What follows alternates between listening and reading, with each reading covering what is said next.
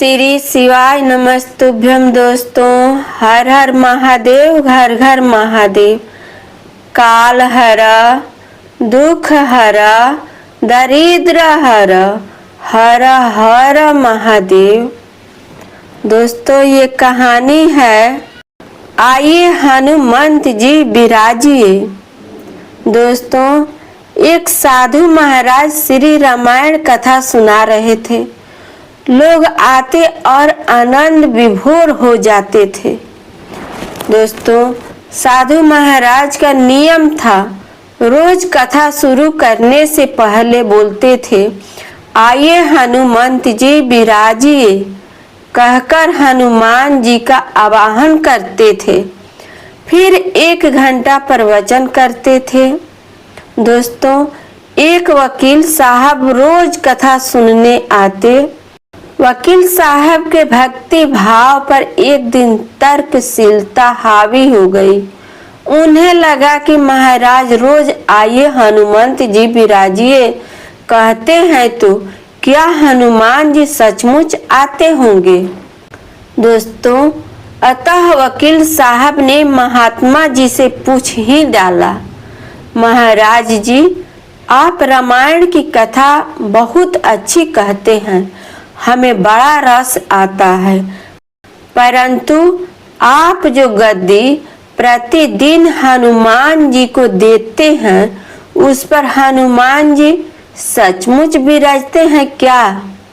दोस्तों, साधु महाराज ने कहा, हाँ, यह मेरा व्यक्तिगत विश्वास है कि राम कथा हो रही हो तो हनुमान जी अवश्य पधारते हैं। दोस्तों, वकील ने कहा, महाराज, ऐसे बात नहीं बनेगी। हनुमान जी यहाँ आते हैं, इसका कोई सबूत दीजिए।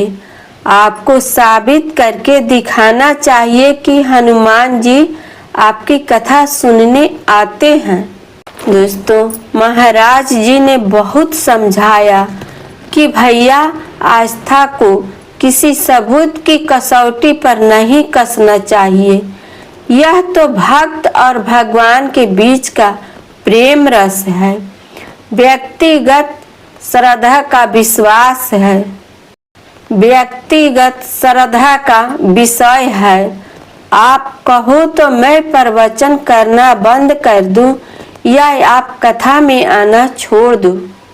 लेकिन वकील नहीं माना, कहता ही रहा कि आप कई दिनों से दावा करते आ रहे हैं, यह बात और स्थानों पर भी कहते होंगे, इसलिए महाराज आपको तो साबित करना होगा कि हनुमान जी कथा सुनने आते हैं।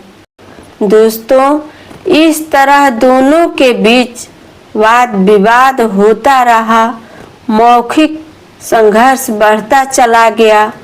हार कर साधु महाराज ने कहा, हनुमान जी है या नहीं, उसका सबूत कल दिलाऊंगा। कल कथा शुरू हो तब प्रयोग करूंगा। दोस्तों, जिस गद्दी पर मैं हनुमान जी को विराजित होने को कहता हूँ, आप उस गद्दी को आज अपने घर ले जाना।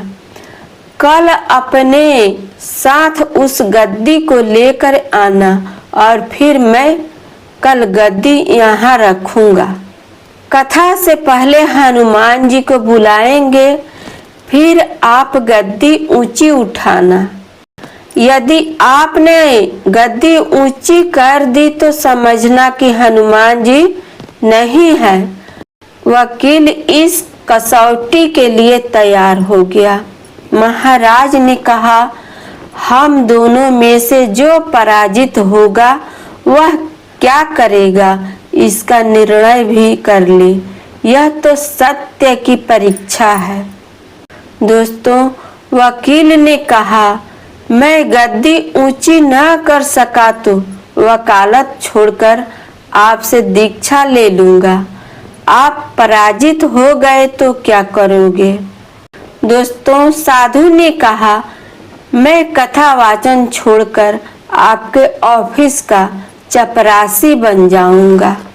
दोस्तों, अगले दिन कथा पंडाल में भारी भीड़ हुई।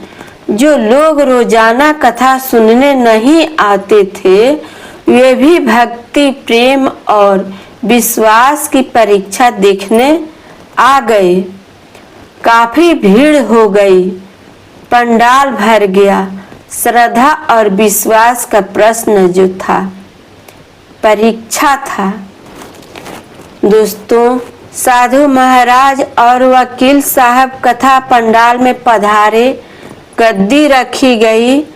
महात्मा जी ने सज्जल नेत्रों से मंगलाचरण किया और फिर बोले, आइए हनुमंत जी विराजिए। ऐसा बोलते ही साधु महाराज के नेत्र सजल हो उठे। मन ही मन साधु बोले, प्रभु आज मेरा प्रश्न नहीं बल्कि रघुकुल रीति की परंपरा का सवाल है। मैं तो एक साधारण जन हूँ। मेरी भक्ति और आस्था की लाज रखना। फिर वकील साहब को निमंत्रण दिया गया, आइए गद्दी ऊंची कीजिए। लोगों की आंखें जम गई। वकील साहब खड़े हुए।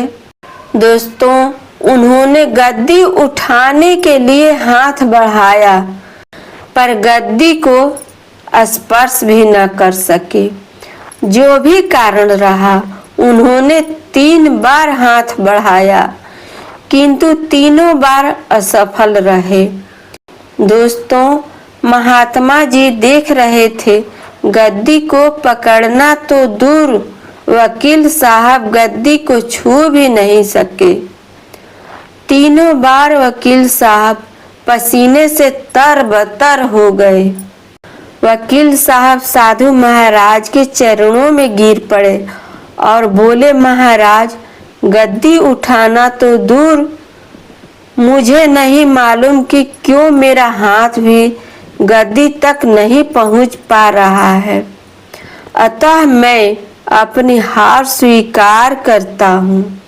दोस्तों, कहते हैं कि श्रद्धा और भक्ति के साथ की गई आराधना में बहुत शक्ति होती है।